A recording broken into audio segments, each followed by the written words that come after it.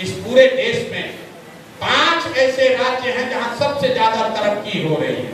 केरल, तमिलनाडु, कर्नाटक, आंध्र प्रदेश और तेलंगाना। आज पूरे देश के इकोनॉमी का 1/3 हिस्सा सिर्फ इन 5 राज्यों में है। आजादी के समय ये 5 राज्य सबसे पिछड़े राज्यों में थे। इन 5 राज्यों में अलग अलग भाषा बोली जाती, अलग अलग सरकारें हैं। वहां मोदी जी नहीं गए हैं, वहां राहुल गांधी की सरकार नहीं है। 5 राज्यों में अलग अलग लोग अलग अलग समय में राज किए हैं। भाषा अलग, विचारधारा अलग, टिपोग्राफी अलग, इकोनॉमी का स्वरूप अलग, लोगों का खान पान अलग।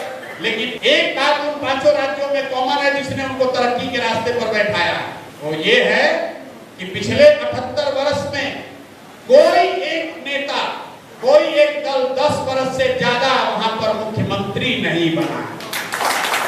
जनता पलटती रहती, कितनों काम करोगे, नेता को डर है ना इस बार जनता हटाएगी, दूसरे को देगी।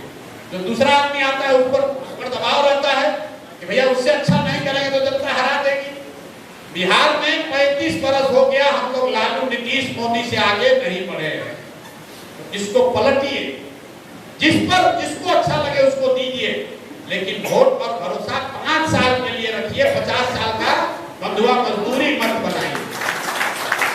जिसको अच्छा लगे 5 वर्ष दीजिए, नहीं काम करता है दूसरे को दीजिए, फिर जिसको दिए थे उसी को दोबारा दीजिए, लेकिन पलटते रहिए। लोकतंत्र में जब तक नेता के मन में ये डर नहीं होगा कि मैं काम नहीं करूंगा तो चुनाव हारूंगा, तब तक कोई काम नहीं करेगा, चाहे वो जनसुराज हो, भाजपा हो, जदयू हो, राजद हो। अगर कल हो के जनसुराज का नेता जीत जाए और उसको मालूम है कि हम चुनाव नहीं हारेंगे, तो वो भी काम नहीं करेगा। परीक्षा का डर ही विद्यार्थी को पढ़ने के लिए मजबूर करता है। अगर सबको कह दिया जाए कि तुमको 90% नंबर आएगा ही आएगा, तो कौन पढ़ेगा भाई 12 घंटा? कोई नहीं पढ़ेगा। तो इसलिए ये संकल्प लीजिए, पलटना शुरू कीजिए।